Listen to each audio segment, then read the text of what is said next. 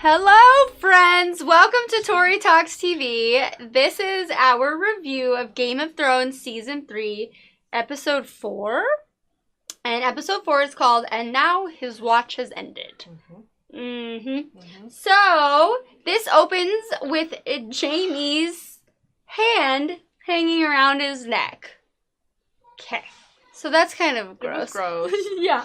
But then, Brienne kind of feels like sympathy for him and tries to help him when he falls off the horse because he's like bleeding. He's like falling off. Yeah. And she's like, somebody help him. Yeah. Right. Yeah.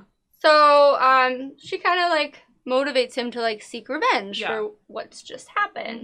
But like, why does she want to help him, you think? Well, she also knows that he tried to help her. Right. By telling the guys that her dad had, like, the sapphires. Really, it was just that the seas were blue as sapphires. Right, but he, like, told that story in the way that they would think they would get sapphires for not hurting her. Right. So, yeah. So she owes. Yeah. She owes him. Yeah. So, but it is really sad to see Jaime in that vulnerable state, like, lost his hand. Yeah. He's always so tough and confident, and then, like... And now it's, like, hanging on his neck, like, dangling right there. It's, like, bleeding. It probably, like, smells. Yeah, it's probably infected at this point. Really disgusting. Sad. Poor Jaime. Never thought I'd say that either. I know. Poor Jaime. All right, so then Tyrion, now, he asks Varys for proof that Cersei ordered to have him killed at Blackwater. What? Yeah. His sister. So Varys finally tells him the story of when he was cut by a sorcerer.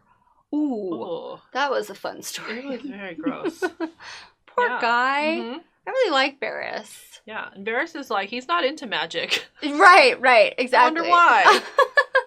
I know. And he's like, I get some symbolic revenge when we've defeated Stannis and, the Red Lady, like the Lord of Light. Right. But Tyrion's like, no, I want real revenge. Yeah. I want real revenge because somebody actually did try to kill me and I want to know who it is. Right. And then Varys reveals that he actually is also getting real revenge because he has Sorcerer in a box.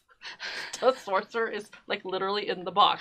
No, literally he opens... The one who cut him and made him a eunuch is is his mouth, like, sewn shut or something? Yeah. No, he, like, has him there. In a box. Like, he literally. Like, made a goal when he was, like, nothing to, like, rise up and get influence so that he can get real revenge on this person that, like, cut him. Right. That was a really crazy scene. Yeah, didn't expect that. Because you see him kind of looking around. Yeah. Like, opening the box. What is he doing? Like, UPS just dropped off a package. Right. He's like, oh, come on in. Yeah, I'm just opening up my packages. My Amazon delivery. Yeah. Right, no. And then, like, oh, by the way. There's a man in there. Yeah. He cut me. I'm gonna get him. Wow. Intense. Anyway, so now Cersei and Joffrey are discussing their wedding plans with Lady Tyrell and Marjorie. And then Lady Tyrell says to Cersei, "We mothers do what we can to keep our sons from the grave. They do seem to yearn for it. Shower them with good sense and it slides right off like rain off a wing. Yet the world belongs to them. A ridiculous arrangement to my mind." And then she goes on to say, "The gods have seen fit to make it so." So Cersei and Lady Olenna Tyrell have this moment where they're talking about how, like, the world is, like, catered towards men, but really women are the people who are kind of, like, taking control, trying to protect the men. Obviously. And so I love seeing this moment where these, like, strong women are kind of commiserating.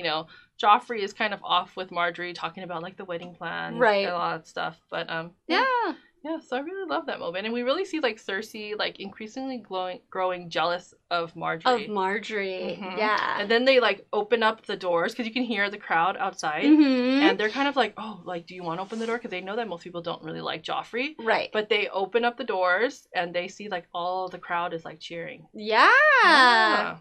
For her, though, yes, really. And Cersei's jealous. We know. Yeah, exactly. Well... it's that classic, like, no one's good enough for my baby boy, probably, too. You know what I mean? Yes, true. And then, like, she'll have the control over him. Yes. Not that Cersei really even has the control over him, because Joffrey he's a pickle. He's a dog. Yeah. He does what he wants to do no matter what. Yes. So, Cersei tells her father, Tywin, like, that she has been the one that has listened to him the most. And she believes the Tyrells are trouble. She doesn't want those families, like, intermixing at all. Right. Yep. Yeah. So then Tywin calls Cersei out on not being able to control Joffrey. And then, like what we were just saying, and she's like, well, I dare you, Tywin, to try. Because he really is just like, he's out of control and does his own thing. And she even kind of like hinted that he maybe has been like that even since he was a baby. Yeah. Like he's just always kind of done what he wanted to do. So she's like, you try to do it. Yep. See how it works for you. Goodness gracious. So then let's check in with Theon. Okay. So Theon still thinks he's being saved by someone sent by Yara, his sister. So Theon admits that he didn't kill the Stark boys, but they were actually 2 poor little orphan boys that he burned up. Yeah. So then he also admits, in a very sad moment, he said, my real father lost his head at King's Landing. I chose wrong. So he's admitting regret about turning against the Starks. Yes. Right? So then Ramsay Bolton, Ramsay brought him back to the same room the Boltons tortured him in. So back on the X, you know, the flayed man, the symbol of the flayed man. Right. So basically, like, they got the information out of him that they wanted, and then, like, brought him back to the same place. Yeah.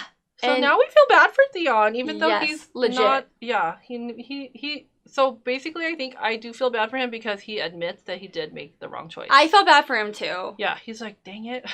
No, I know. At least he like has remorse about it that he chose wrong. Yeah. So I think it's okay now, guys. We can feel sorry for Theon and not feel bad. Yeah. Yeah. Not all is not forgiven, but you don't need to be that cruel to him. That's true. Yeah. He's trying. All right. So then Varys speaks to Lady Tyrell about Littlefinger's plans to take Sansa. And then Marjorie plants the seed for Sansa to marry Loras and move to Highgarden. So Sansa's very happy about that because she's like, oh, I have a way out of King's Landing. Right, exactly. And away from Joffrey. Right. So let's hope that works out. That Marjorie always scheming. Yeah. Yes. Good luck with that. So let's go back to the Night's Watch. Okay.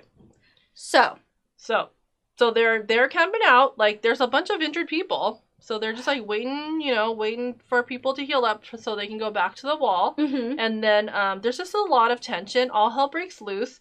And, the men, they want to kill Craster. And Jorah Mormont's always trying to keep the peace. But then, doesn't happen. They both get killed. Yeah. They both got killed. And in all the chaos, Sam runs away with Tilly and her baby. Yes, with Gilly and the baby. Yes, exactly. So, saw that coming. Yeah. And I'm happy. Yes. I'm happy for them. That's a good thing, right? So I didn't expect that to happen either when that scene happened. And it did. It was like one guy being defiant, and then everybody followed suit, and then it was like I didn't think Jorah Mormont was going to get killed. Yeah, that was shocking like, too, crap. But I was okay with the freaking Craster guy being gone. Yeah, exactly. So, next, Arya... tells the Brotherhood that the Hound killed an innocent boy, her friend, the Butcher's boy. Yeah, so then the Hound is going to be put to trial by combat for it. So that was a big scene. That's a big scene. Yeah. Anyway. Yes. So, should we move on? Back to Dany. Let's go back to Dany because... the most important scene of the whole episode. Duh! Everybody knows that. Yes. So Dany completes the trade of her dragon for the 8,000 Unsullied Emma Sunday. Yeah, of course. So then she reveals that all along, as this guy has been insulting her and saying terrible things and calling her terrible names, she reveals that she actually speaks Valyrian. She knows exactly what he was saying the whole time. I didn't see that coming. That was kind of cool. That was kind of an amazing scene. One of my favorite scenes of the whole season. I agree. For sure. One of my favorite as well. So she tells the Unsullied to kill the Masters. Get it, girl? Yeah. So she says, Dracarys. And then her dragon goes and he burns them up. Yes. Exactly. It was a really satisfying moment. When he's like trying to like control the dragon and she's like, dragons are not slaves. Like, exactly. That's right. No, they're not. Nice try. So then she frees them and then they fight for her now as free men. Yes. So the final shot of her small council is her new army and her dragons marching, and it's huge. I love this scene because they're like marching away, and you see that, like, from when we met her till now, it was just her and her brother. Right. And they were trying to get, like, the Dothraki army. And now there's very few of the Dothraki left, but now she's amassed this army of 8,000 who are, like, fighting for her out of their own choice. Right. And their own choice. 3 dragons who are now powerful. Right. And her small council, including Sunday. Yay! She's come so far! Yes. More to come. More to come, exactly. Yep, that brings us to the end of episode 4. Thanks for watching. Please stay tuned to our next episode review of Game of Thrones Season 3. We will see you then.